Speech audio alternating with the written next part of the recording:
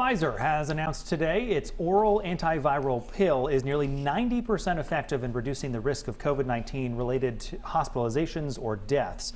Thanks for joining us on this Friday. I'm Brian Yacono. And I'm Kim Kalunian. For some more information now, Pfizer studied non-hospitalized adult patients who are high risk for severe COVID-19 within 3 days of showing symptoms. Tonight, we've learned Rhode Islanders took part in that clinical trial. 12 News reporter Alexandra Leslie spoke to a local doctor about the potential impacts if this pill is approved by the FDA. Alex.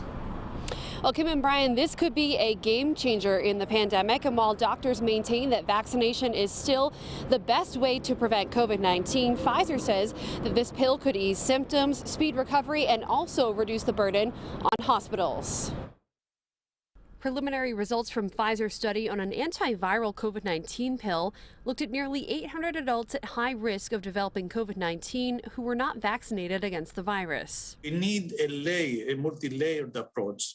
And this is going to be positioned very early after symptoms onset. Pfizer reported when its antiviral pill was taken within 3 days of showing symptoms, it reduced hospitalizations by 89%. 85% decrease in progression or death, hospitalization or death when they were able to start treatment in 5 days from the onset of symptoms. Dr. Eleftherios Milanakis, chief of infectious diseases at the Miriam Hospital and Rhode Island Hospital, says Rhode Islanders were a part of the trial. He couldn't disclose how many. But Dr. Milanakis says Rhode Islanders who have participated in various trials since the early days of the pandemic have played a major role in trying to make sure that there are treatment options out there for those battling COVID-19. One of the first people who got one of those at the time investigational treatments was an elderly individual who he had lost his wife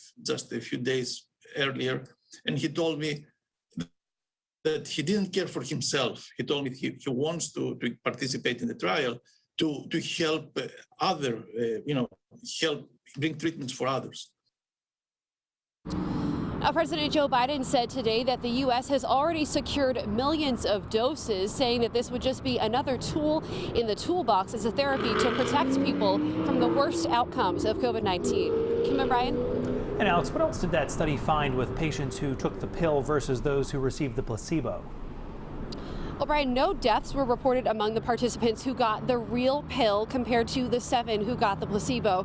We also learned that the study found fewer than 1% who got the pill needed to be hospitalized compared to the 7% who got that placebo pill.